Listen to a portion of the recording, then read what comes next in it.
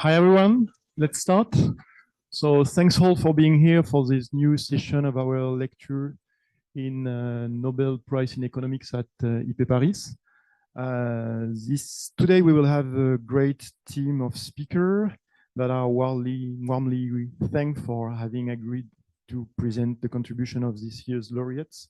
So the laureates this year are Daron Acemoglu and Simon Johnson from the Massachusetts Institute of Technology and James Robinson from the University of Chicago. They have been awarded for having helped us understand differences in prosperity between nations. So the plan of the lecture today, we will start with Pauline Rossi, who will present the contribution of the laureates to development economics, and then we will have 3 presentations in a row for the contribution of the laureate to political economics, starting by Pierre Boyer, then Héloïse, Clolery, and finally we will have Matías Núñez. Let's start with Pauline.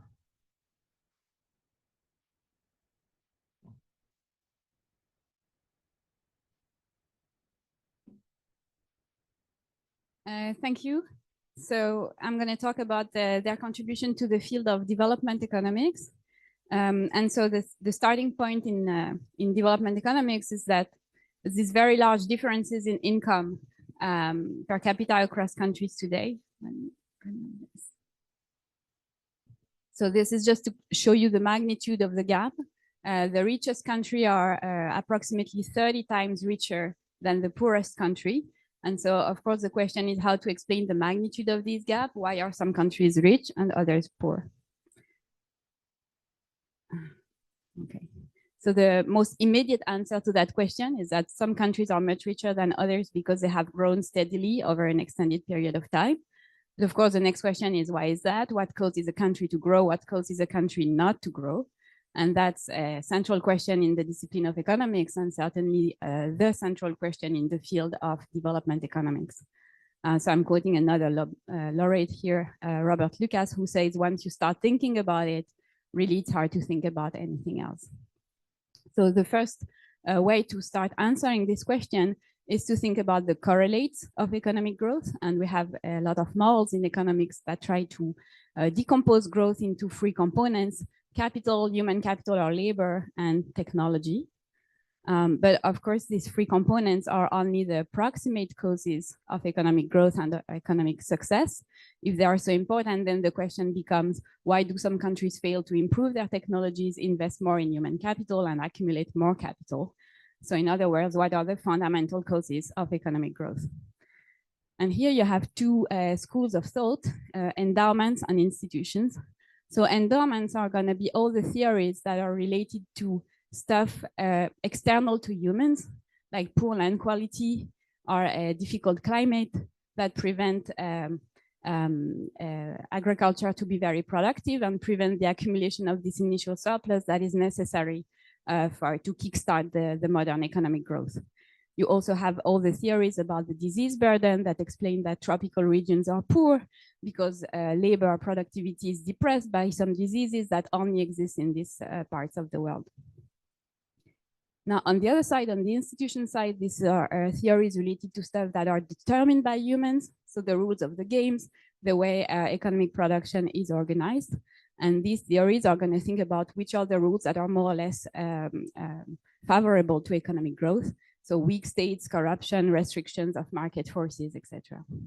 So this is just to give you an overview of the field when Acemoglu, Johnson, and Robinson made their first big contribution.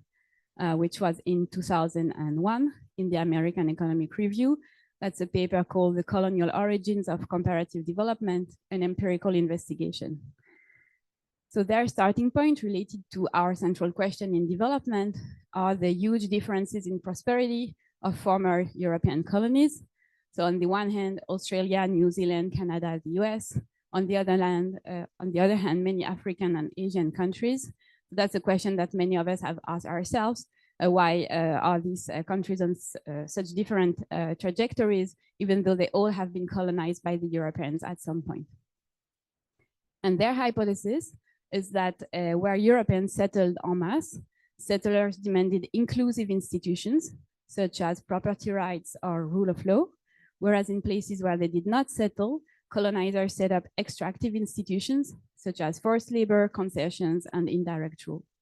And this initial choice in institutions persisted over time for reasons that are going to be explored in much more detail in the second part of the talk about political economy. So in that paper, the contribution is the empirical test of this idea. And the way they test this idea is to use the disease burden at the time of colonization as an instrument for institutional quality. So that's the causal change I have in mind. First, the living conditions during colonization are going to determine the size of the European settlements during colonization. So they use the mortality rate among settlers as a predictor for the size of the settlement, because in places where the mortality rate was high, no one wanted to stay. Then this European settlement are going to determine the colonial institutions, so extractive versus inclusive. This choice is going to persist over time and determine the quality of contemporary institutions.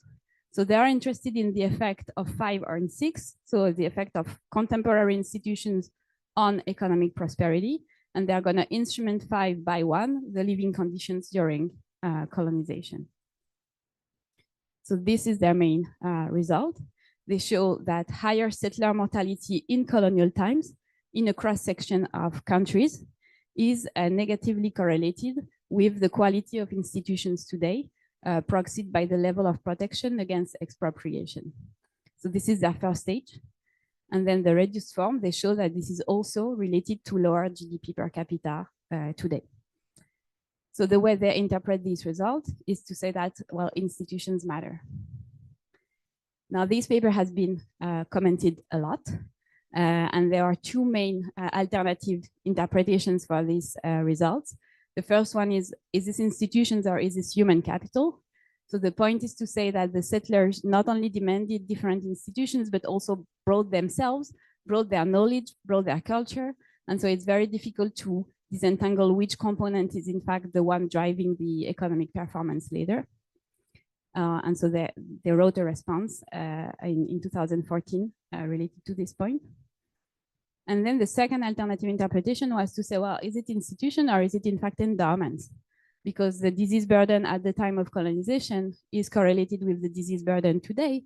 And the disease burden today has a direct effect on growth through lower productivity. So the way they reply to this second comment is to challenge the second part of the argument and to say, is this really true that disease burden today affects economic performance today? And so they did that in another paper, Acemoglu and Johnson, in 2007, published in the JPE. The paper is called Disease and Development, the Effect of Life Expectancy on Economic Growth. So what they want to do is quantify the effect of the disease burden on economic growth. And they say that, of course, in a cross-section of countries, you have a positive correlation between wealth and health, but part of this correlation is driven by reverse causality. If you're richer, it's easier to afford better health. So how to isolate only one direction, the effect of health on wealth? And what they do is that they propose to exploit the eradication campaigns against 3 big diseases, tuberculosis, pneumonia, and malaria, that were implemented across the globe in the post-war period. So that's a period of huge progress in health that is driven by international eradication campaigns. And so what they do is to use the pre-campaign mortality from these 3 diseases as an instrument for the change in life expectancy. So they don't want to use the realized improvement, because this is endogenous. The countries that do better in terms of economy are also going to do better in terms of health improvements. But they use the potential for change that is determined by your disease burden in 1940. So what they show is, again, evidence of a first stage. So they show that the change in predicted mortality between 1940 and 1980 is correlated with the change in life expectancy. So in places that had the mortality had more room for improvement, then there was indeed a considerable gain in life expectancy. There are also considerable gains in population, total number of people, but there are no gains in total GDP. So on balance, a loss in GDP per capita, the population increases, but not the wealth. So their interpretation of the results is that these big reductions in mortality triggered rapid population growth, which reduced income per capita via a standard Malthusian channel. So again, this paper was very controversial with, again, two main comments that were made. The first one is challenging the exclusion restriction of the instrument and say that, well, in fact, the mortality in 1940 was correlated with economic development in 1940. The countries that were already richer had already controlled this disease. So the countries that get a big treatment were systematically different in terms of economic performance than the others. And then the second point is to say that if a main channel through which diseases affect the economy is through the human capital of children, then it will take time for the improvements to translate in higher growth, because you need to wait until these children are part of the labor force. So what's the main takeaway of this work? Shall we conclude that, you know, institutions 1 and endowment 0 is not exactly the way I see it. So for me, but that's really my personal view on this, is that their work shows the interplay between geography and institutions in shaping long-term development.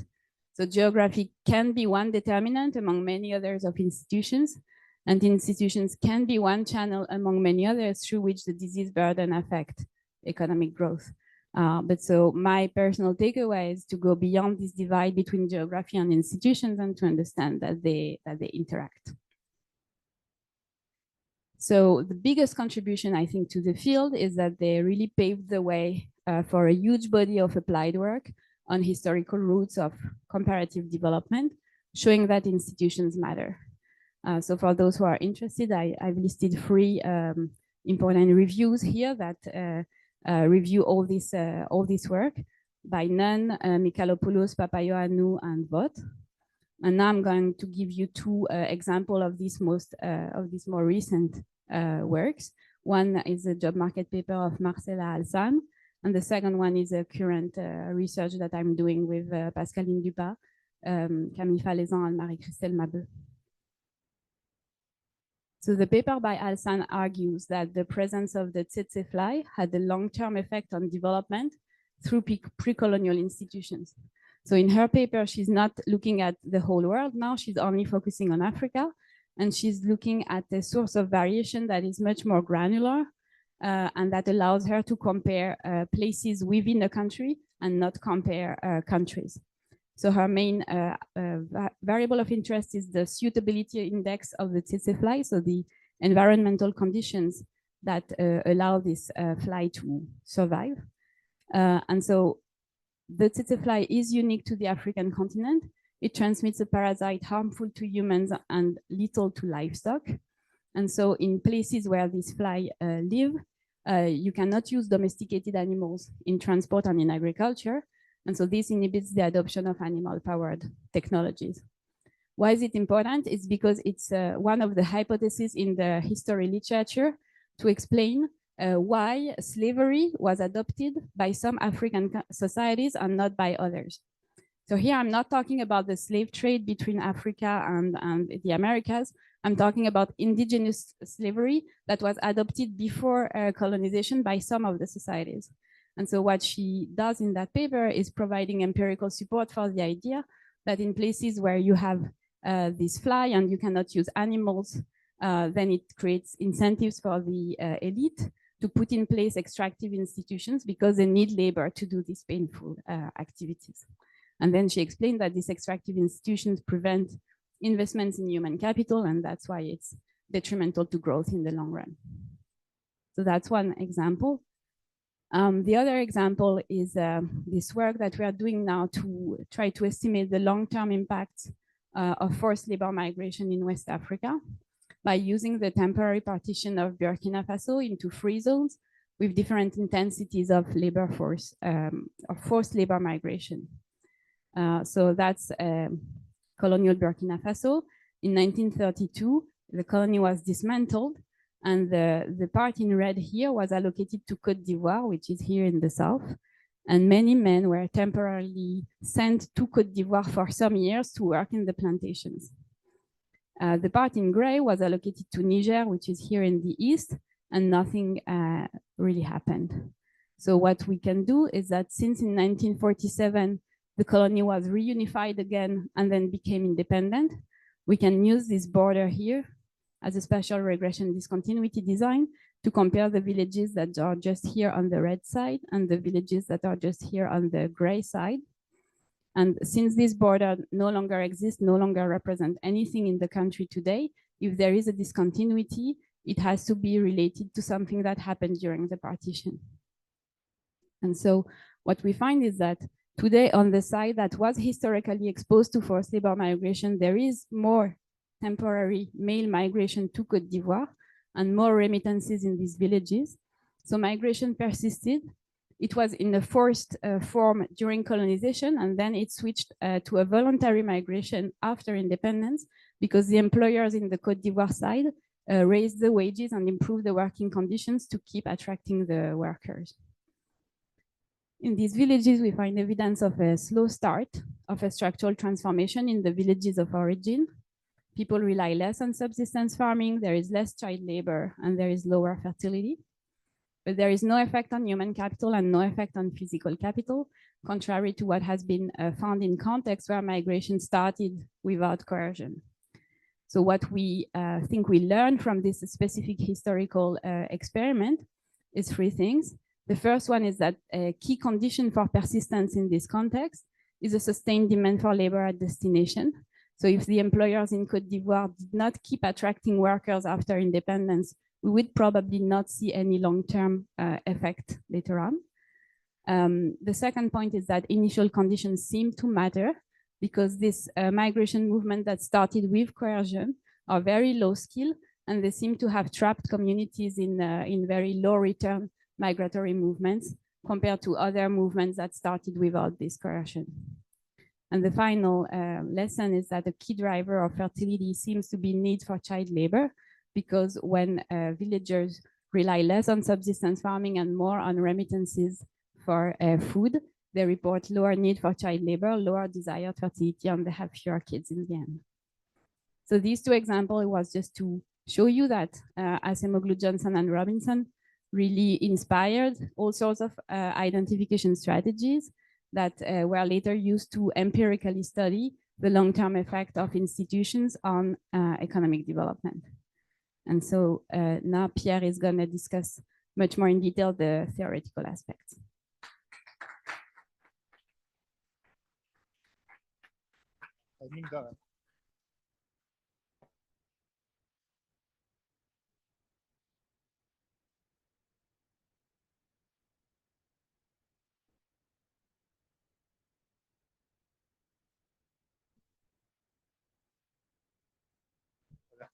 Are there questions or no?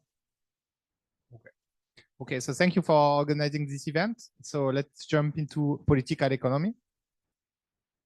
So the main reference for this part of the lecture today will be this textbook by Acemoglu and Robinson. That's a textbook that is available at the library, and that is nicely structured in two parts, one that is non-technical and one that is more technical.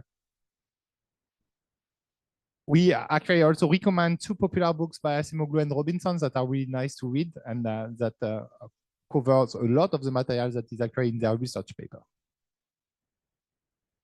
So to start with political economy, maybe we should say a word about what is it. So actually, if you think about economics, at the origin, it was political economy, because political economy originated in moral philosophy, and that was developed in 18th and 19th centuries as the study of the economic, of the state, of the polities, and the term political economy. So here are the key thinkers of the time, and then it moves with the term economics in 19th centuries, when political economy was replaced by economics, and there was the introduced of the modern methods for economics. So when we think about political economics nowadays, we are thinking about the application of economic analysis to political institutions.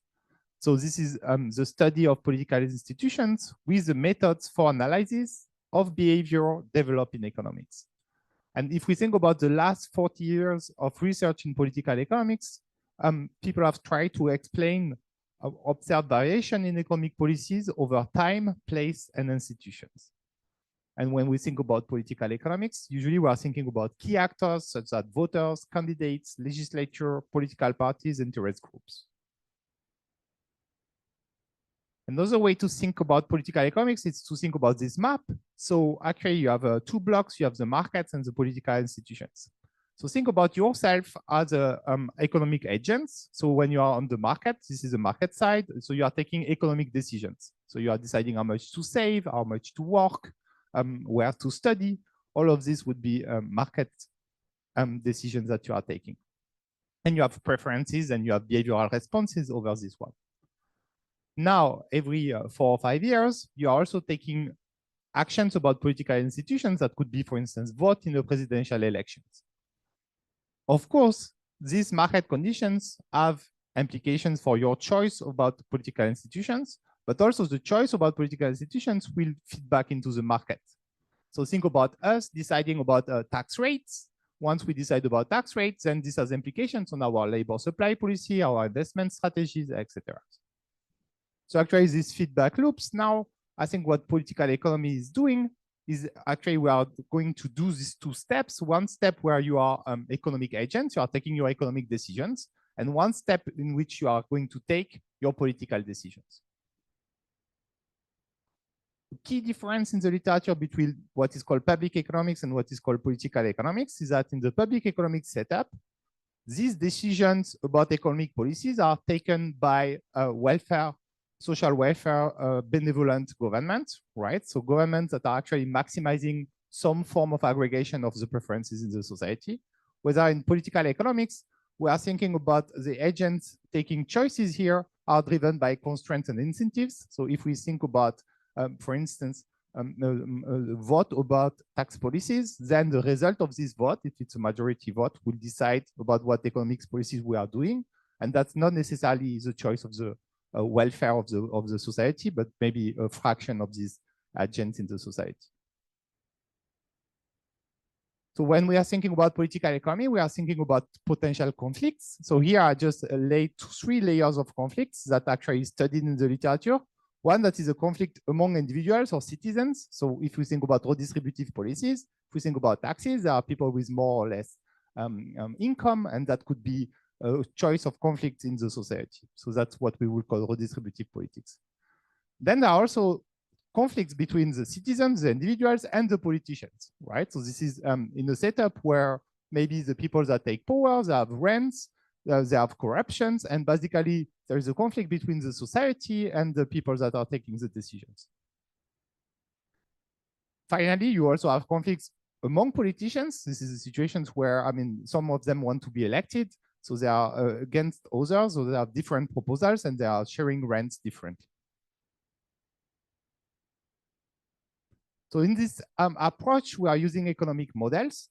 So actually, in all the work of the Nobel Prize winners this year, there are economic models that are tools to develop argument currently with a rigorous logical basis. So the idea is that we are not using models here because we are very smart. We are using models because this is helping us think about different issues. So in particular, they are very useful when they want to think about the consequence of new policies, where few experimentation or past experience cannot be always relied on. Okay, so think about a major political decision such as Brexit, right? So this is a decision that if you want to think about it, it's very hard to know what would be the implications. So in this type of analysis, having models, thinking about modelization of the impact is actually extremely useful. So of course, the models are intended to be a simplified description of the part of the economy that is relevant for the analysis. So it's not taking everything on board. And it's very important to confront the main assumptions that you have in these models with results from the data to see whether your analysis is actually making some sense. So we're gonna do this in a very simple version of a model of redistribution. This is actually taken directly from the book of Acemoglu and Robinson. So think about the situations where I have a continuum of voter of mass 1, and income here will be distributed in the population. So here is an important assumption. So I'm fixing income, right? So there is no behavioral responses with respect to income. So income is given. So I have the average income in the population, that is Y bar, and the median is just splitting half of the population in 2. And what's typical in an income distribution is that the median is below the mean. Okay, so just to give you a sense, in France today, it's 22K for the median, 25K annual for the mean. So this assumption is valid. So here, to make things simple, we are going to assume that there is a linear utility function where basically individuals are just consuming they are just consuming their own domain, they consume the income that they have. So now, if I think about the government as raising income tax with a flat rate or uniform rate, tau, and I think about taxation that generates some inefficiencies. So why taxation generates inefficiency here? Here, income is fixed, so there are no inefficiency because of behavioral responses. But we're going to assume, like in Acemoglu and Robinson, that there is a cost of collection of taxes, C of tau, that is going to be increasing and convex. Okay, so for an average income Y bar, the cost of raising this is going to be C of tau, and there are assumptions here on the derivative of C prime with respect to tau, such that no agent actually prefers to have 100% taxes in this economy. Okay, so if you think about this assumption as being a strong assumption, actually a way to remove this assumption is to have not fixed income, but endogenous income. And then taxation is distorting income allocation. So this is actually doing exactly what this C of tau is doing. So the total revenue collected by the government is just tau times Y bar minus C of tau times Y bar. So this is exactly what you get. And here there's an assumption that what is taken away from the government is actually redistributed lump sum. So you could actually think about this as being public good provision. That would be a very similar effect. Okay, so basically in this economy, income is fixed. You taxed at tau, at a rate of tau, your income, and then this is redistributed lump sum in the population. So if I think about an economic agent, what is the preferred tax rate for this agent in the economy? So here I can just write the indirect utility of the agent, right? So the agent has an income yi. So the preferred choice for tau is just equal to what the utility you derive here. So you consume your income net of tax, 1 minus tau times yi, and then you get the lump sum transfers from the government. Okay. So here basically you see that in the graph I was showing before, here on the market, it's very simple because here you consume your income and income is fixed. You could have more sophisticated decision here. And now you're going to have the choice about political institution. It's what is your preferred tax rate in this economy. So now it's just a standard maximization problem with respect to tau. And if I solve this, so the first order condition directly gives me what is tau star. So what is the preferred tax rate of an agent with income yi. And here, what you see directly is that it's pretty intuitive what's going on. Richer individuals favor lower tax rate. Why? Because they pay more of the lump sum with their taxes on their income. Okay. So basically, the preferred tax policy here is a function that is going to decrease with your income. And if your income is below the mean, you're going to have a positive tax rate. And if you are above the mean, you actually would like to have a tax rate equal to 0. Now, how do we move from this to aggregation of preferences? Actually, there is a very nice theorem that is called the median voter theorem that is actually looking at situations where when this theorem holds, actually the tax rate chosen by a population is going to be the one chosen by the median. So the individual with the median income will actually be the one that decides about the tax rate. Why? Because this is going to be the Condorcet winner, which means that if you have every pairwise comparisons between tax rates, the one that is preferred by the median would actually always preferred by at least 50% of the population. Okay, so the proof comes from the fact that here you have a ranking of the preferences with respect to the tax rate. So actually you can rank people from rich to poor individuals. And then the preferred tax rate is monotonically decreasing with income, which means that you have a threshold that's 50%, that is the majority required to pass this tax rate, and that's the one of the median. Okay, so this is a very simple model. You see economic decisions are extremely trivial here because your income is fixed. And still you get these predictions, which is as we have more inequality in the society, measured by the ratio, the median over the mean, then we should have that margin, the tax rate should increase in the population. And this is one of the things that you will also continue with the part of Matías when we are thinking about dynamic games. Here you see that this is a static games, but basically it means that extending the franchise leads to higher tax rate and bigger government. And here extending the franchise, which means you add people with lower income to the populations. And then if these people are eligible to vote, then mechanically they should have vote for more tax rates, right? And they should have bigger government measured by the size of the transfers and higher tax rates.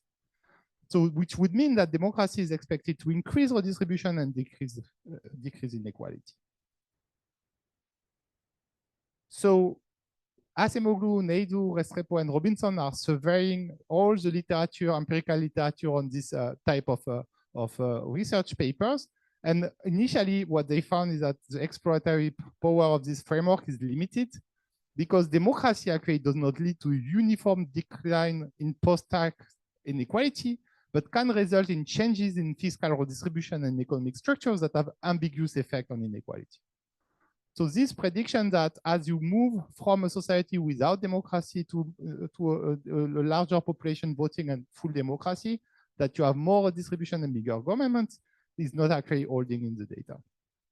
So here, as you can imagine, so this spurred a lot of research. In particular, I mean, here the setup that was laid down, it's missing some important aspects. So I'm just gonna pick one of them, which is the fact that in this setup, you have linear taxes. And if you live in France today, as you know, taxes are non-linear, okay?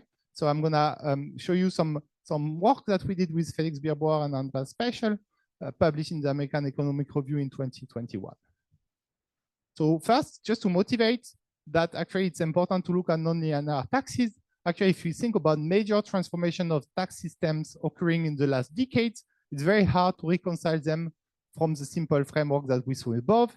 In particular, there have been significant decline in top income tax rate in many OECD countries, right? And this is not something that you can explain if you have just a linear tax, because the flat rate means everybody has the same marginal tax rate. There is also something important happening at the bottom of the income distribution, which is the increase of earning subsidies, such as the earned income tax credit in the US and the prime d'activité. Just to give you a sense, the earned income tax credit was introduced in 1975 and is, as of today, the largest transfer program in the US. And in addition, so there is sharp progressivity in the middle of the income distribution. So what's going on is that actually from the top tax rates that are at a particular level, in the bottom you get more and more subsidies, and at some point you have to catch up. Okay, and that creates a sharp progressivity in the middle of the income distribution. So you see that what we observe in the data is a very non-linear tax systems that can be reconciled from the simple setup that we saw before. So the ambition in this paper is to propose a conceptual framework for the political economy of reforms of non-linear tax systems. So a difference will be that in this setup, we think about situations where there is a status quo. So there is an initial policy that is there, and we're gonna think about reforming this status quo.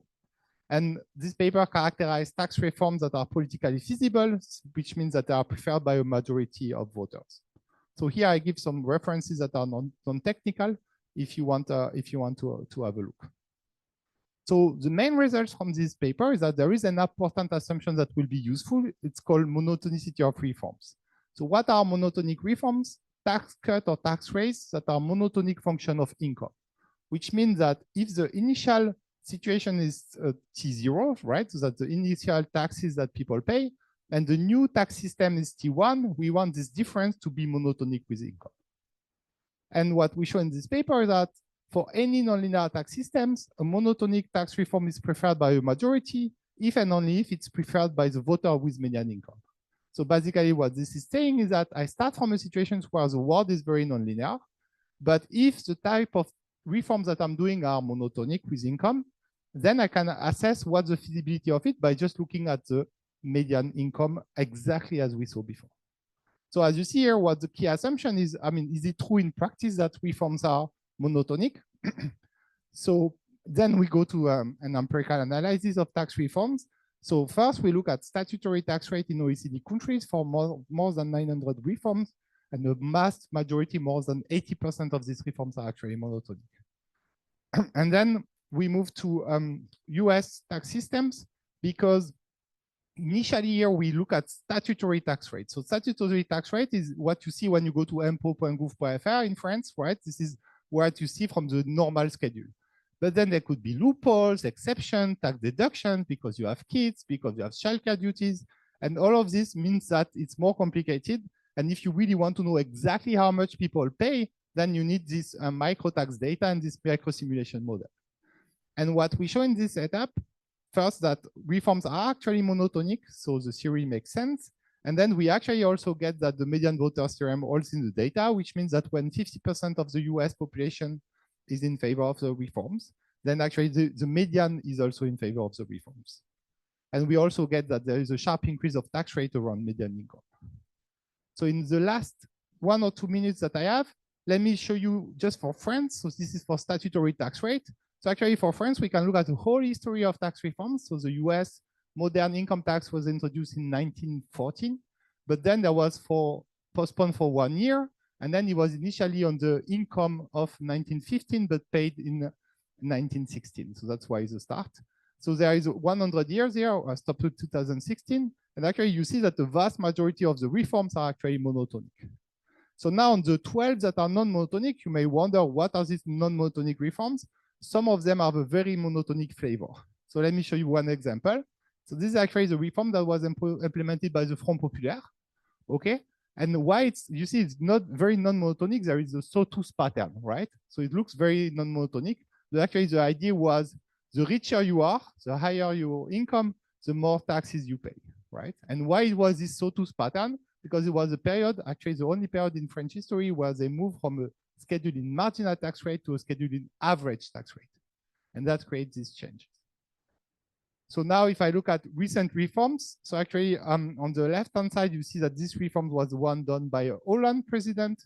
It's a monotonic tax increase, and the 4 others are done tax cuts done during the Chirac second mandate. But you see that also some of them are non-monotonic. This is the one that was done by François Fillon in the last year of the Sarkozy mandate. And basically, you see that this is an interesting non-monotonic one because it's first decreasing with income and then increasing with income, right? So this is the one that is going towards the middle class, right? So the middle class are the one who gets a tax cut. But you see that it's monotonic in part. So actually, we show in the paper that we can reconcile this fact with a model. So this is actually still a median voter result that holds. And just to wrap up, so now if we move to US tax reforms, so now actually what is shown is income by decile.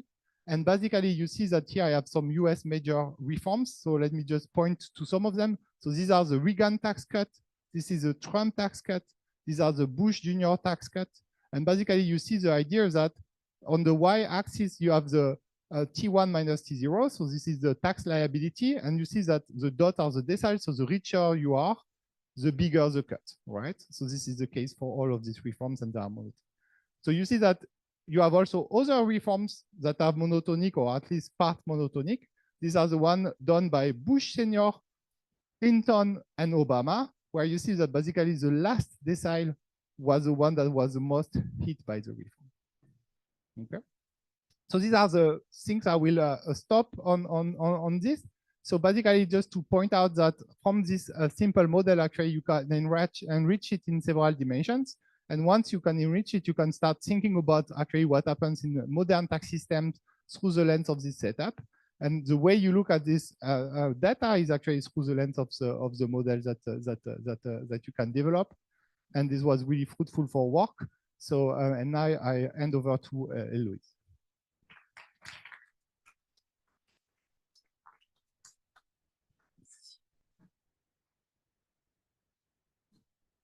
Okay, so hi everyone. I'm very happy to be part of this lecture today.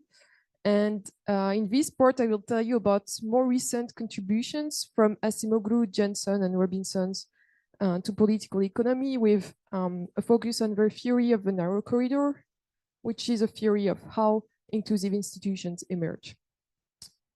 So first of all, why should we care as economists about institutions? In most microeconomic models we have, there's this implicit assumptions that economic agents are making decisions in the context of well-functioning institutions. So their property rights are well-defined. So they're sure that nobody will try to steal from them. And they also know that when they sign a contract, the other party will not try to cheat because there is a judicial system that protects their rights. Also, from a macroeconomic perspectives, we care about institutions because institutions are known to matter for economic growth. And this idea is not a new one, as Douglas North already earned the Nobel Prize for this idea. But what is new here with Acemoglu, Johnson, and Robinson's contribution is that, as has been shown by Pauline in the first part, they show empirically that institutions do have a causal impact on economic growth. So now the question they ask theoretically is, now we identified inclusive institutions as a main driver of economic growth, what can we do about it? Can we switch from bad to good institutions? And indeed, we still observe persistent differences in state capacity, with persistent variations in fiscal capacity, persistent variations in the ability of countries to deliver justice, and also large differences in their ability to hold free and fair elections. So before diving into the theory, let's classify the countries into 3 categories.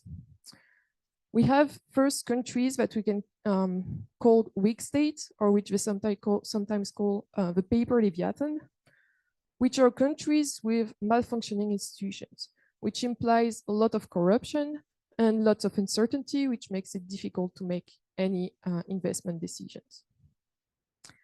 Then you can also have despotic states, which are countries with a strong state that dominates society, which means that there's often a lack of human rights, but also very strict rules and authoritarian regimes that are afraid of technological change, and so we have very few innovations in these countries. And then there are the inclusive states, or the Chacal Leviathan, which are strong states, but that are restrained by democratic laws so that citizens have their rights guaranteed. So now, why some countries cannot extract institutions and move to inclusive institutions? There are different existing theories. The first theory is about efficient institutions, which says that different countries have different characteristics, different geography, different culture, that means they also need different institutions. And according to this theory, all countries actually choose what is best for them. And this also means that it is the economic conditions that determine the institutions and not the opposite, which contradicts the findings, the previous findings of Acemoglu and Johnson. So a second theory that exists is the ideology or belief view, which means that people actually have different beliefs about what is best for society. And those who get it right become prosperous while the others remain in poverty. And finally, there is also the incidental institutions view, which is basically that institutions emerge as a response to external shock. So if you think of medieval Europe, you're a disorganized society and suddenly your neighbors come with an army to grab your land. If you want to protect your land, you need to raise an army, you need to hire people, so you need to raise taxes and you develop a fiscal system and so on. Okay, now Acemoglu and Robinson in their latest book, The Narrow Corridor, adopt a different view, the social conflict view, which consists of the following. In the countries, you have different groups. So in that case, the state on the one side and society on the other side. And these groups fight for political power. The group that became in power of political institutions then have strong incentives to extract all the income of a country to their own benefits. And according to their theory, this is what happens in most of the cases. So this is either the state who wins the competition and we are in the despotic scenario, or the society wins it and we're in the weak state scenario. And what the authors argue here is that there's this tiny space in the middle along the 45-degree line in which there's balance of power between the different groups. And this is a competition state in which you will go into the path to inclusive institutions and economic prosperity. So now, more formally about their model, they have two single players, the elite on the one side and society on the other side. The elite has state capacity, which they denote by S, which is all the institutions, like bureaucratic, legal, and fiscal institutions. But also you should think of state capacity not only as the existence of institutions, but also as how able they are to implement decisions. And then society also has capacity, denoted by X, which is their ability to solve collective action problems and achieve collective goals. Now, both state and society's capacity are good for economic outcome. State capacity because it's easier to make investment decisions and trade goods and services if you know that your economic rights are protected. And society's capacity is also good for economic outcome because it means as a society, you're better able to get organized and create innovations and cooperate. Now, both elite and society want to capture all that income. So they will decide on whether to invest in their capacity to fight for this political power. However, investment is costly, but they make this investment, the cost of this investment decreasing with capacity. So it's really costly at the beginning to build your institutions, but once you have these institutions, it becomes cheaper and cheaper to increase the power of this institution. And the elite will capture all income if the state capacity S is bigger than society's capacity X, plus a random component here denoted by sigma. And here they assume that this random component is single peaked at 0. So this means that there's always some uncertainty about who's going to win the competition. And the more balance there are between the two groups, the more uncertainty there is. So this leads to 3 possible equilibria. So the first equilibria is the inclusive state. So imagine you start with balanced powers between society and state. Then the outcome of a competition is very uncertain. So the random component is very high. So what happens? Both society and the state have high incentives to invest more in their capacity because they want to increase their chances of winning that competition. So they will keep increasing their capacity, and we are on this path along the 45-degree line where they will move towards more and more until they reach the maximum of their capacity. However, you can be also in a state where state capacity is already much bigger than society's capacity. This is the despotic state scenario. So now state has much more capacity, they have a well-organized army, and society in front of them has just a few people willing to fight for their rights. So it's obvious in that case that state is going to win. The random component is very small, and society has no incentives to invest further in their capacity. So in the long run, you will end up with society's capacity becoming minimum and state capacity being large enough so that it's relatively cheap to have this capacity, but state capacity will not be maximum because there's no point for the elite to invest further in their capacity. So that's why in the despotic state here, political institutions are actually weaker than in the inclusive state. And similar thing happens in the weak state. In that case, it is the state capacity that will be close to 0, and society will have very strong capacity, but again, no incentive to push it to the maximum. So this is a model in which competition is crucial to democracy because it is this balance between powers that leads to further investment in their capacity. Now, the authors also do exercises of comparative statics. So let's imagine there are some shocks happening now, like technological change. So let's move back to this diagram and think of access to the social media in the Arab Springs. In that case, you can imagine that you started in the red era at the top left of this diagram. And social media is represented by a horizontal shift to the right. So more power to society. People are better at organizing to protest and so on. So if initially your country is in the red era, but close to the red line, close to the border, this shift might be enough to move the country into the black era and to the path to inclusive states. Now, society has enough power to have incentive to invest more in that power. However, the same shift, but in another country that is further away from the red line, can have different long-term consequences. Because if you're further away from the red line, this increase in power for society might not be enough to lead them to have more chances of winning the competition. So they will not keep investing in this power, and we are back to the long-run equilibrium of the despotic state.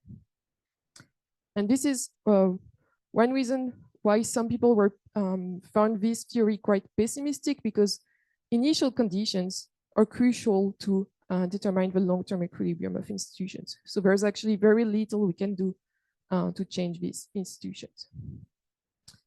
Also, a few more critiques we can make. So as every model we have, they have to make simplifications. And one big assumption they make is that we have two single and separate players.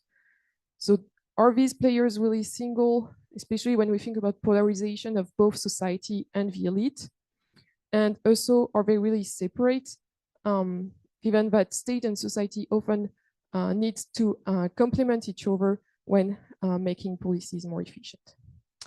So a last few words with the remaining time I have. I like to quote Daron Acemoglu with what he said, that creating the right sort of political balance and mobilizing society while not disempowering laws and institutions are completely first-order challenges we face today. And so what can we do as economists or social scientists about this? So what is nice with this theory is that they insist on the constant balance we need between the state and society.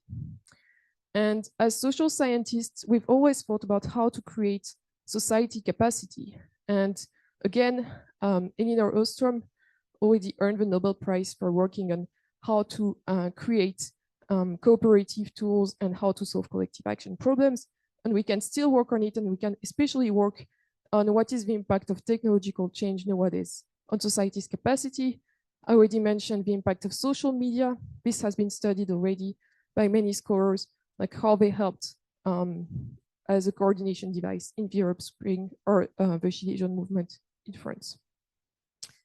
And then we can also study how to build state capacity. And here I mean how to better implement policies. So many papers have shown that during the COVID crisis, some policies were not as efficient as expected because citizens actually did not support these policies, so did not comply. And I think there is a very exciting research going on right now on how experiments showing how we can increase the support for policies, or how we can also make people more willing to pay the taxes. So I think this is a very exciting ongoing research, and there are still open research questions on first, how to make policies better accepted by society, and how society can use technological change to increase cooperation. Thank you.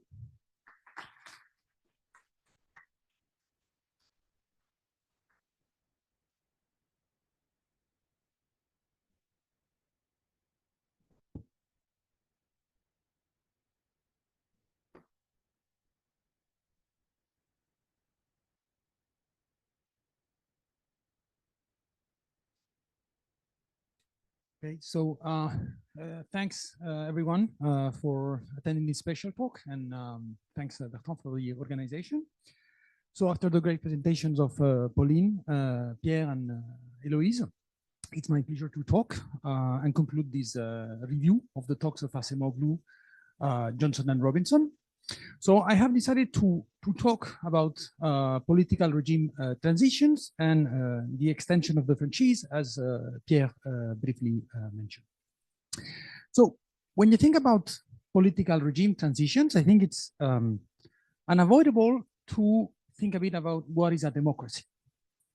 So, namely, the standard justification that probably economists give to a democracy is that when we have competitive elections, right, this competition about, between parties or between candidates is going to give them some discipline, right? It's going to give them some incentives to align their public policy with citizens' ideas, with citizens' preferences, and also to provide public goods.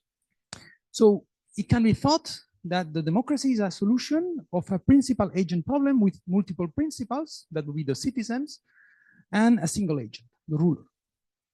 Now, if the ruler has objectives which are misaligned with those of the citizens, he can feel the temptation of acting against the public interest, right? Namely, why would he choose to hold regular elections? So these are the questions which are around the contribution of this year Nobel laureates about these political regime transitions. So these questions have been around for many years, namely classical theorists such as John Locke, who argued that democracy is maintained by an implicit threat of rebellion, right? So if the ruler misbehaves too much, it can be the case that the citizens rebel and act against change to change the ruler. There is also a theory called ballots versus ballots, right? Where we think of elections as being a cheaper way of resolving conflict than a civil war, right? So Acemoglu, Johnson, and Robinson, what they have done is they have developed a whole literature on institutional change. So in the book that Pierre showed you the front cover, Economic Origins of Dictatorship and Democracy, they introduce what they call models of rebellion, right? So it's a dynamic model where the citizens are going to engage into a revolution in case the policy proposed by the ruler is not good enough. So the main question on which I'm going to focus is, how does a society decide its political regime? So in the book, they argue that this choice, this societal choice, depends on the conflict between the elites and the citizens. In these models, there's going to be a problem of credibility. I will come back to this later on, in which the elites are going to have a credibility problem in the sense that if they see no revolution coming from the citizens, why would they implement the tax they have promised to the citizens? And the credibility problem is also going to be on the part of the citizens, right? How can we credibly signal that if you don't apply the good policy, we are going to protest? In the book, they also explore the role of economic inequality, the role of the middle class, which is going to add a lot of stability to the society. And what I find fascinating is that they illustrate everything via historical examples. So I will show some of the historical examples. So as I think that a graphic illustration is always good to understand the content of the book, I have found this picture here, which is comic style, which is in the popular science background of the Nobel Prize of this year. So please have a look. So here in this comic, you see that there are going to be three possible outcomes of this conflict between the elites and the citizens. So in the bottom of the picture, what you have is what's supposed to be the citizens, of the people, right? So if you focus on the bottom to the right, the people don't protest, so nothing happens, and then say that status quo prevails. Now, if you go to the center of the comic, there is a tower, and there are supposed to be the rulers, right? I mean, they have a crown, so it could be the king, but not necessarily there. That. Now, when the people protest, there are going to be two outcomes. Either you go left, and there is a revolution, right? If the ruler makes some empty promises, or you go right, and the ruler is going to hand over some power so that we are going to achieve somehow a compromise, right?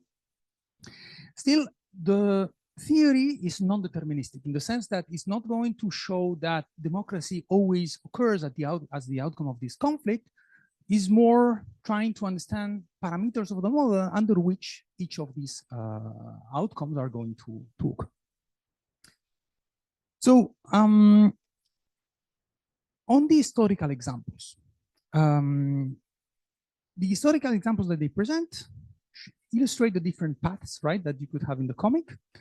I would say that the main one, and I think for me the most illustrating one in the book, is the one of Britain, right? And it illustrates well the extension of the franchise, right? So Britain went over 50 years to a system which was governed by rural aristocracy to a system which was much more democratic, right? And how did it occur? It occurred in two waves. The first one in 1832 and the second one in 1867. The first one was there was some political discontent and it led to a First Reform Act where the right to vote was extended from 500,000 voters to almost 1 million voters. And almost 40 years later, again, an economic downturn, a threat of violence led again to extend even more the size of the electorate up to 0.5 million voters. There are also other examples, right? For instance, Argentina, where there is a transition from non-democracy to democracy, but it remains rather unconsolidated. It can be cycles, it can be a collapse of the democracy. Singapore, which is non-democratic, but remains stable because society is relatively egalitarian and prosperous. And South Africa before the apartheid, before the collapse of the apartheid, which is non-democratic, but society is very unequal and exploitative. So that might explain what happened, this transition to democracy. So not to remain, so I want to remain big picture, but what I want is to show you how to model these ideas of transitions between political regimes with a very simple model. So I'm actually going to show you a model which is much simpler than the one Pierre used, right? In the sense that I only going to have two categories of citizens. I'm going to have the rich and the poor. The book is full with much more models where they have more categories, even the middle class, different income levels, right? But for the purpose of this talk, I think it's completely enough. So you have rich citizens, right? And all rich citizens have the same income, denoted YR. And you have also poor citizens with the same income, YP. And of course, YR is greater than YP. That means that all rich citizens have an income greater than the average, and all poor citizens have an income lower than the average. So lambda is going to be greater than 1/2, is going to be the proportion of poor citizens, and 1 minus lambda, hence the proportion of rich citizens. So in this model, there is a public good, which is going to be provided, and is going to be funded through some linear income tax. By a reasoning similar to the one developed by Pierre, the ideal tax of the rich voters is 0. They don't need the public good, whereas under general conditions, the ideal tax of the poor citizens is positive, right? Because they want the public good to increase their utility. So in a democracy where every voter votes and every voter is selfish, right? We should expect that the tax income, the ideal tax income of the poor should be implemented. So namely, tau star is going to be tau p. Whereas if the elite rules, the implemented tax rate should be the tax rate of the rich voters. So how do they model these political shocks and this rebellion? So what they do in the model is they introduce some uncertainty over the consequences of overthrowing the regime. So there are going to be two states, low and high, and mu S is the share of the economy left after the revolution. And we let mu L lower than mu H, so that in state H, the cost of overthrowing the regime are low compared to state L. And now, what happens in a revolution? In a revolution, the income of the rich is going to be confiscated and evenly divided among the poor, right? So you see here at the bottom that the pay of the poor people are going to be mu S, that is the share, the size of the economy, times Y bar, the average income, divided by lambda, right? Because they split the money equally among them. And the payoff of the rich is 0. So this leads me to define a game, right? A dynamic game, a democratization game in statistics. So in this game, what you see is at the top of the tree, you have the rich or the elites, right? That own the government, right? And they're going to decide whether to go left, namely to propose a democratic system. So this is the D, right? And with some tax level to fund the public good, or to go to the right and generate a non-democratic system with a tax level. Given this decision, the poor are going to decide whether to revolt or not to revolt. So if they, in both, I mean, in the first, in this top left, bottom left corner, you have a revolution, right? Here you also have a revolution, and in the when they move right, namely they don't revolt, the decision is going to be taken through the majority rule if we are in a democracy, or the rich are going to implement the tax rate that they promised with a commitment problem, right? The commitment problem I mentioned before, namely, if there is no anymore a revolution, why would they implement the tax rate they promised? Of course, I'm not going to solve the game. This is just to give you some willingness to read the book. But the lessons we get from the model are as follows. There is one scenario where the shocks are strong and the money left after either shock is very low. Hence, there we don't expect a revolution and we don't expect democracy. A scenario 2 where shocks are not important and even democracy doesn't deter the poor from revolting. And probably the most interesting scenario is scenario 3, where we have an interior solution where a revolution occurs with positive probability, right? The rich are going to avoid a revolution by accommodating the poor with a tax rate. Very interesting comparative statistics occur there. Now, just as a conclusion of my talk, and then I will make a general conclusion, what I have presented you today are some contribution of this year laureates, Nobel laureates, on political economy by developing models of transition between democratic and authoritarian regimes. The historical examples illustrate the diversity of transition paths. For instance, one question is democracy self-enforcing, right? The models incorporate very insightful comparative statics. And I think what I particularly like of this book is that it generates a lot of very interesting questions. For instance, in the model I show you, it's implicit that the elites or the citizens coordinate very easily as a single player, right? But how do they coordinate in practice, right? Because of course, engaging in a rebellion is only worthwhile if sufficiently many citizens take part in it. What about signals, social networks? What about collective action problems, as Héloïse mentioned? There is also now a very active literature on empirical evaluation of this model, where you try to evaluate the effect of democracy and elections in growth and welfare, and even in macro, where they have considered models of political regime transitions and economic growth by Persson and Tabellini. So finally, as a general conclusion, so Acemoglu, Johnson, and Robinson, this year Nobel laureates, have made a rich set of theoretical and empirical contributions to development and political economics. Only very few have been reviewed today. So if you're interested, sorry for the promotion, but please attend one of the following advanced courses, one by Pauline on development economics, one by Pierre and Jean-Baptiste Michaud on public finance, and myself with Alessandro on political economy, and with myself with Yukio on social choice and voting. And thanks, and if you have questions, we're here.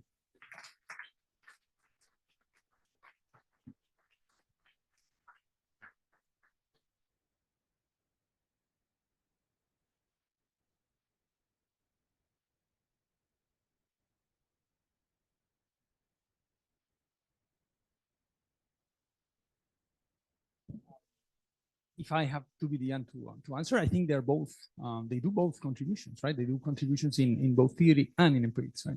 And they mix them in the papers.